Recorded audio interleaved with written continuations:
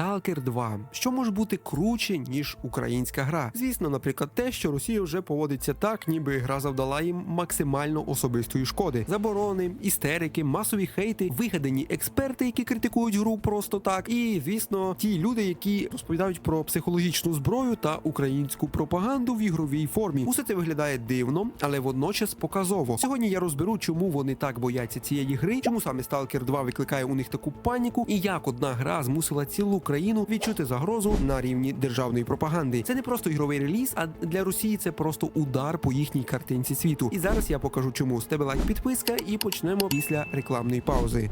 Стоп! Додивись до кінця. Ти ж знаєш, що далі алгоритм покаже тобі якусь нудну діч, а тут реально варте уваги. Є гра, яка зветься Regret. І якщо ти зараз подумаєш, та знову якась індюшка тупорила, то тримайся за стілець. Regret – це не чергова стрілялка і не виживання в лісі з паличкою. Це диктатура, параноя, ігри розуму. І головне, ти та троє твоїх друзів за столом, де кожен раунд хтось вилітає. Не тому, що програв у скілі, а просто тому, що всі проти всіх. І виживе тут тільки один. Кожне рішення там, як останній ковток повітря. Сказав щось не так, тебе злили. Зробив хибний хід, тебе злили. Просто був підозрілим, тебе, звісно, злили. Regret живе на підозрах і брехні. Чудово, правда? І найцікавіше, гра ще не вийшла, але ти можеш зайти в закритий плейтест, поки двері не зачинили прямо перед твоїм носом. Хочеш впливати на правила, давати ідеї, казати, що розробники все роблять не так? Будь ласка, заходь у їхній Discord, там тих, хто хоче змінювати гру, забагато не буває. Посилання на Discord залишу в описі. І не роби вигляд, що ти це пропустиш. Додай Regret у вішліст в Steam, бо потім будеш шукати назву і не зможеш знайти. Посилання на Steam залишу в описі. Для росіян серія Сталкеру – це частина їхнього фантомного совкового спадку. Вони роками вважали, що зона, Чорнобиль, атмосферність та весь цей антураж – це їхня культура. І коли нову гру робить українська студія, причому робить її досить успішно, дорожче, технологічніше, якісніше, це автоматично ставить Росію в позицію тих, хто тільки дивиться ззовні. Їх дратує сам факт того, що український продукт має глобальну вагу. Це принижує їхню ілюзію великої держави, яка нібито створює все найкраще і найкраще від інших. Ви розумієте? Я думаю, ви розумієте прекрасно. Якщо ви спуститесь в мої коментарі під минулими 2 роликами, то ви знайдете таких коментаторів дуже багато разів. Чому так? Чому так? Ну, я вам пояснюю, максимально все легко. Це перший, звісно, факт і сама просто культурна травма просто від факту існування гри. Це і так логічно. Але це тільки початок, тому що далі буде ще гірше для них. Stalker 2 вперше чітко підкреслює, що зона – це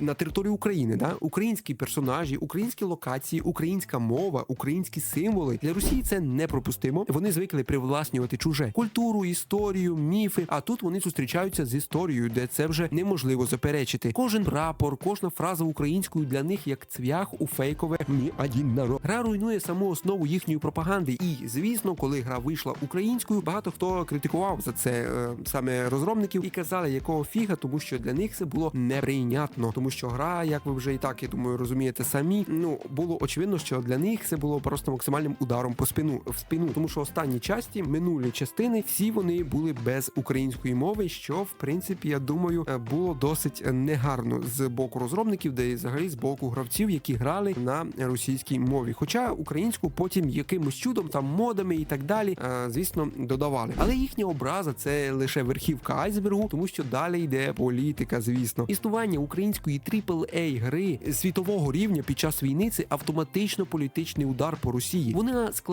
просто вкладає мільярди доларів у пропаганду, щоб довести, що Україна нічого не може створити свого. А за цей час українська студія робить очікувану гру року. Да, гру не визнали грою року і так далі, я знаю, але сам факт того, що гра вийшла, вона вийшла класною, вона вийшла дійсно доробленою, прекрасною, шикарною і оновлюється до сих пір. Чому її не назвати її грою року, я не бачу ніяких причин не називати її так. Тому особисто для мене Stalker 2 дійсно гра року. Для російської ідеології це справжня катастрофа. Гра нагадує, що попри їхню агресію, українська культура живе і розвивається. І це їх, звісно, лякає. Плюс сама гра стала більш-менш проукраїнською, і чим була раніше. Додали мову, знову ж таки, додали символіку, музику і так далі. Все зробили максимально патріотично круто. І, звісно, це незручно для них, і це максимально їх бентежить і провокує на якісь масові погані коментарі в коментарях. Вибачте, знову ж таки, за тавтологію, щось і в минулих наступних відео, взагалі в відео стало набагато набагато більше. Не знаю, чому так, але окей. Через це вони пробують іншу тактику, наприклад, інформаційні атаки. Після перших трейлерів почалися скоординовані атаки, масові дізлайки на відоси, на трейлери, фейкові чутки, намагання зламати гру, створення підроблених зливів. Це був не просто хейт, це була організована кампанія, яку вони завжди запускають проти українських продуктів, проти українських каналів і багато чого ще, що має шанси стати успішним. Їм важливо дискредитувати гру ще до релізу, бо як тільки вона вийде і стане популярною, їхній наратив про Україну не існує,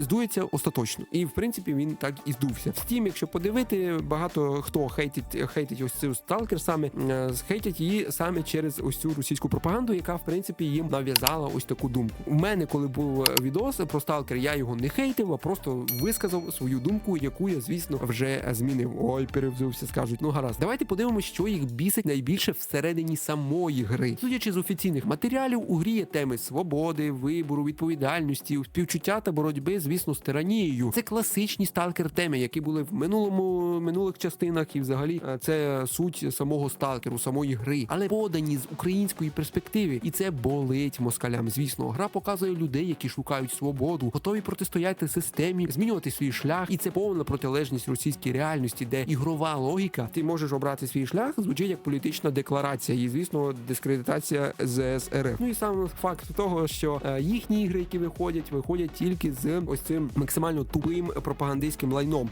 Теж саме Atomic Heart і всі інші, які виходили, це ж все максимально жорстке говно, ось це совкова пропаганда. Тому я, звісно, думаю, ви розумієте самі. Але ролик про пропаганду в іграх Росії, подивіться, ось цей я окреме все-таки відео записував, не просто так надіюсь. І тут ми підходимо до того, що виводить їх з рівноваги остаточно. Росія звикла позиціонувати себе як ігрову державу. Хоча більшість їхніх студій давно закрилися або втекли з країни і роблять ігри під іншими прапорами. На цьому тлі Stalker 2 виглядає особливо різко, тому що це український продукт, який виходить на Xbox, на ПК, на PlayStation, входить у Game Pass, отримує інтерв'ю на світових медіа. Для них це не просто гра, це символ того, що Україна переходить у вищу лігу. І їм доводиться змиритися з тим, що вони не переходять у вищу лігу, а ми переходимо. Звісно, це для них обідно, це для них печально, і через це максимально багато коментарів, які я читав за останні дні, були негативними до такої степені, що реально доходило до абсурда, по типу, да кому потрібен ось цей Сталкер? Ми там вже рік пройшов, нам вообще насрать. Хоча якщо подивитися на блогерів руснявих, які плакали за заборону Сталкеру, то здає очевидним, що не так-то їм і насрать, як вони пробують і хочуть нам, звісно, це показати. У відповідь вони вигадують нову риторику. Російська пропаганда просуває одні й ті ж самі аргументи, по суті. Мені в коментарях писали, що гра антиросійська,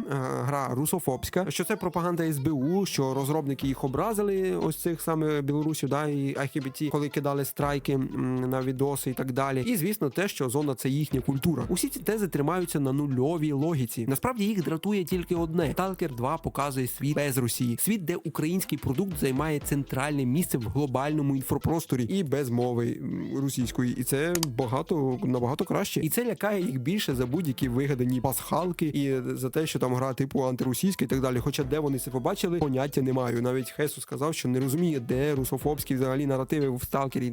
Це не та гра, де можна дійсно знайти якусь взагалі ось цю так звану пропаганду антирусофобії. Немає там такого, немає, просто немає. І я в коментарях теж писав, покажіть мені хоча б момент, де це розказується, що там показується. Навіть в метро більше цього є, ніж в Сталкері. Це просто якась єрунда, реально. І нарешті, головна причина. Росія боїться Stalker 2, бо гра руйнує їхню інформаційну монополію. Вона показує українську культуру, українську силу та українську ідентичність. Вона йде у світ без комплексів меншовартості. Stalker 2 стає не просто грою, а доказом того, що Україна може створювати велике і створює. І щоб Росія не робила, вона не здатна цьому завадити. Саме тому вони панікують, саме тому вони атакують, і саме тому ця гра для них і для нас, звісно, важлива.